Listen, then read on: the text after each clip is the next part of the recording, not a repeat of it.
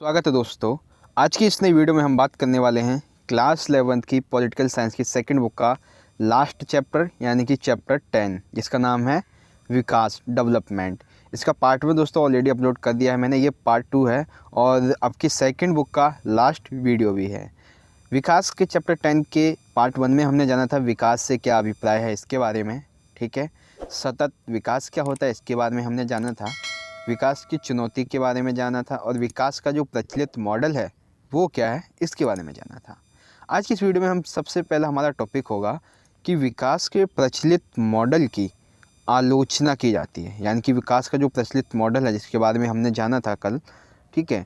तो उस मॉडल की भी जो आलोचना है वो की जाती है, तो वो आलोचना किन आधार पर की जाती है वो जानेंगे, ठीक है। तो देखिए सबसे पहला पॉइंट है हमारा सामाजिक प्रभाव। विकास की समाज को बड़ी कीमत चुकानी पड़ती है, यानी कि जो आलोचक हैं वो ये कहते हैं कि हम जो विकास करते हैं उसकी समाज को एक बहुत भारी कीमत चुकानी पड़ती है। जैसे जब बड़े बांधों का निर्माण होता है, ठीक है, तो उस दौरान क्या होता है कि जो बड़े बड़े जो घर हो, मतलब छोटे मोटे जो गांव होते हैं, ठीक है, गांव में लोग रहते हैं, उनके पशु रहते हैं, उनका जो कार्य होता है, खेती होती है, वो सभी इन बड़े बांधों की वजह से नष्ट हो जाती है, ठीक है। औद्योगिक गतिविधियों के कारण वहाँ का जलाशय जो होता है, वहाँ की नदियाँ जो होती हैं, नहरें जो होती हैं, वो प्रदूषित हो जाती हैं, वायु प्रदूषित हो जाती है, ठीक है। उत्खनन कार्यों के कारण, क्योंकि जब उत्खनन होता है तो उसके आसपास की बहुत सारी ज़मीन खाली करवा ली जाती है और सुरक्षा ना मिलने पर जब हम खनन के दौरान अंदर जाते हैं तो बड़ी संख्या में लोग, अगर वहाँ पे भूस्खलन हो गया तो बड़ी संख्या में लोग मारे जाते हैं। तो ऐसे में ये जो लोग विस्थापित हुए हैं विकास की वजह से, ऐसे लोगों को इसकी बहुत भारी कीमत चुकानी पड़ी है, ठीक है। फिर है विस्थापन का परिणाम आजीविका खोने और दरिद्रता के वृद्धि के रूप में सामने आया है, ठीक है। उसके बाद ये है कि अगर ग्रामीण खेतिहर अपने समुदाय और परंपरागत पेशे और क्षेत्र से विस्थापित होते हैं तो वे समाज के लिए हाशिए पर चले जाते हैं। यानी कि यहाँ पे कहना ये है कि अगर जो ग्रामीण लोग हैं वो अपने गांव से ही बेदखल हो जाएंगे किसी कारणवश, अगर वो फिर शहर में जाते हैं तो शहर में जाने के बाद वे एक हाशिए पे चले जाते हैं। क्यों? क्योंकि शहर में जब जाएंगे तो उनका जो कार्य कौशल होता है, उनकी जो दिमागी क्षमता होती है वो ख़त्म हो जाती है और वहाँ का जो कल्चर होता है उसके अकॉर्डिंग उन्हें अपने आप को ढलना पड़ता है। तो ऐसे में ग्रामीण लोगों की संस्कृति, उनकी जीवन की आय, ये सभी समाप्त हो जाती है, ठीक है। कालांतर में वे नगरीय और ग्रामीण गरीबों की विशाल संख्या में सम्मिलित हो जाते हैं और उनके परंपरागत कौशल नष्ट हो जाते हैं, जैसे खेती वगैरह करना, और उनकी संस्कृति भी नष्ट हो जाती है। क्यों? क्योंकि जब लोग नई जगह पर जाते हैं तो वे अपनी पूरी सामुदायिक जीवन पद्धति को खो बैठते हैं। तो ये था दोस्तों सामाजिक प्रभाव। बात करते हैं पर्यावरणीय प्रभाव की, यानी कि जो विकास है उसका पर्यावरण पर भी बुरा प्रभाव पड़ता है। ये क्या है देखिए, विकास के कारण अनेक देशों के पर्यावरण को भी बहुत नुकसान हुआ है।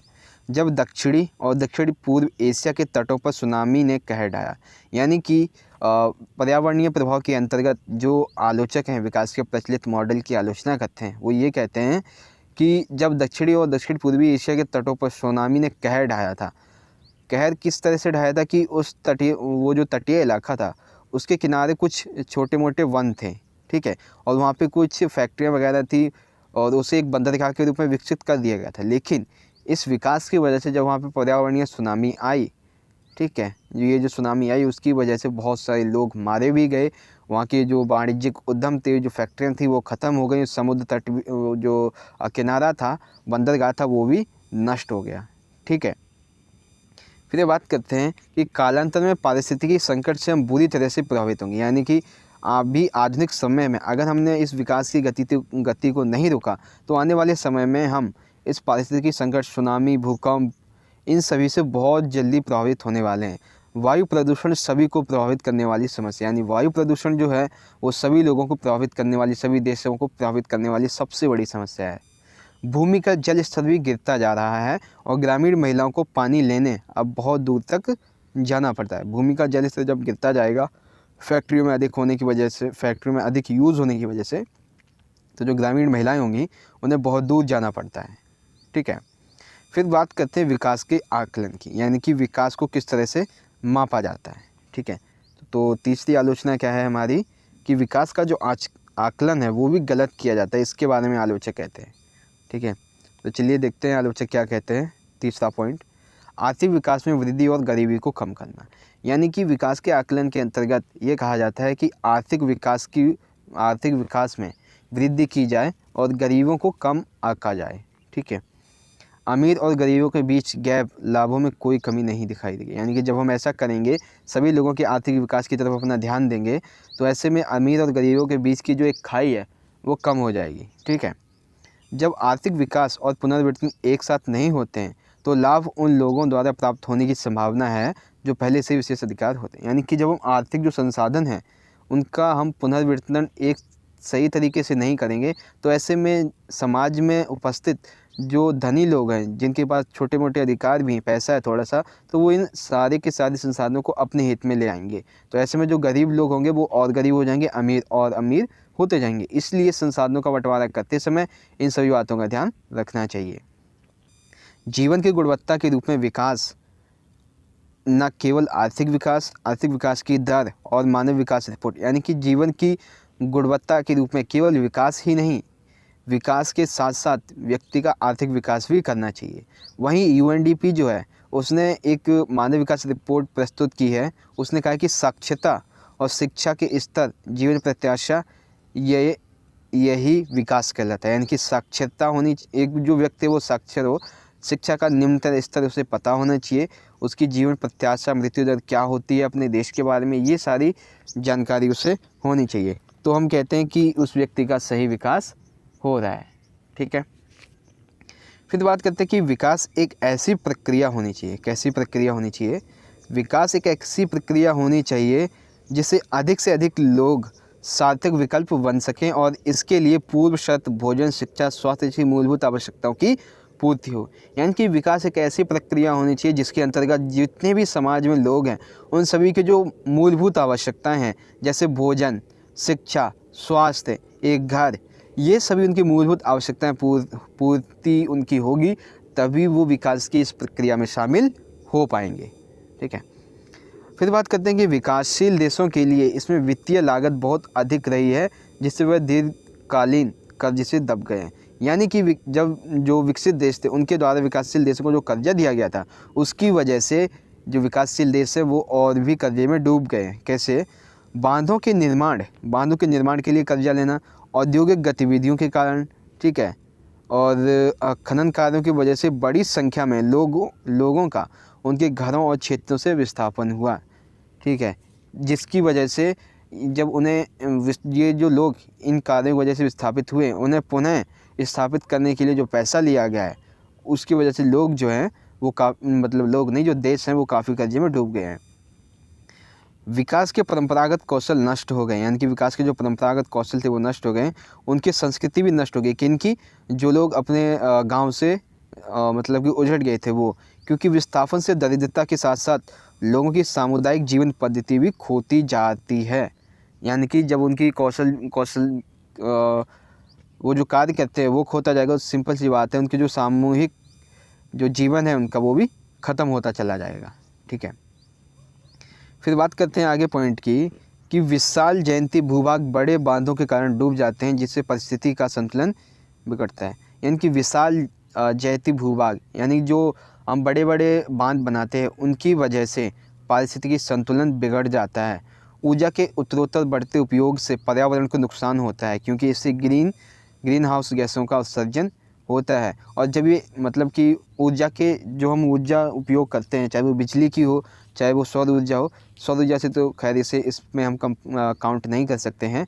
बिजली की ऊर्जा जो होती है और भी जितनी प्रकार की ऊर्जाएं होती हैं, उनके अधिक उपयोग की वजह से ग्रीन हाउस गैसें जो है वो उत्सर्जित होती हैं। और जब ये गैसें उत्सर्जित होती हैं तो आर्कटिक और अंटार्कटिक ध्रुवों पर बर्फ़ पिघलने लगती है, जिसके परिणाम स्वरूप बांग्लादेश, मालदीव जैसे निम्न भूमि वाले क्षेत्रों में आ जाते हैं। और ये जो बर्फ़ होती है फिर ये बांग्लादेश और मालदीव जैसे निम्न भूमि वाले जो क्षेत्र होते हैं वहाँ पे आ जाती है। ठीक है, विकास का फ़ायदा विकासशील देशों में निरंतर वर्ग तक नहीं पहुँच सकता है। यानी कि विकास का जो फ़ायदा है, जो विकासशील देश हैं उनमें सभी लोगों तक नहीं पहुंचता है। मैंने बताया कि जैसे अमीर लोग होते हैं उनके पास संसाधन पहुंच जाते हैं, जो गरीब होते हैं उनके पास नहीं पहुंच पाते हैं। तो इस कारण से समाज में आर्थिक असमानता और बढ़ गई है। सर्वाधिक निर्धन वंचित तबकों के जीवन स्तर में सुधार नहीं आया, यानी कि जो लोग गरीब थे वो और गरीब हो गए हैं और जो अमीर थे वो और अमीर होते चले गए हैं। ठीक है, तो ये थी विकास के प्रचलित मॉडल की आलोचना। आई होप आप समझ गए होंगे। पॉइंट 4 है, टॉपिक 4 है कि विकास के मॉडल की आलोचना। पहला पॉइंट था सामाजिक प्रभाव, दूसरा था पर्यावरणीय प्रभाव और तीसरा था विकास के आकलन के बारे में। अब बात करते हैं आज के लास्ट टॉपिक की, विकास की वैकल्पिक अवधारणा के बारे में। यानी कि विकास की एक वैकल्पिक अवधारणा भी है। अब वो अवधारणा क्या है, आइए जानते हैं।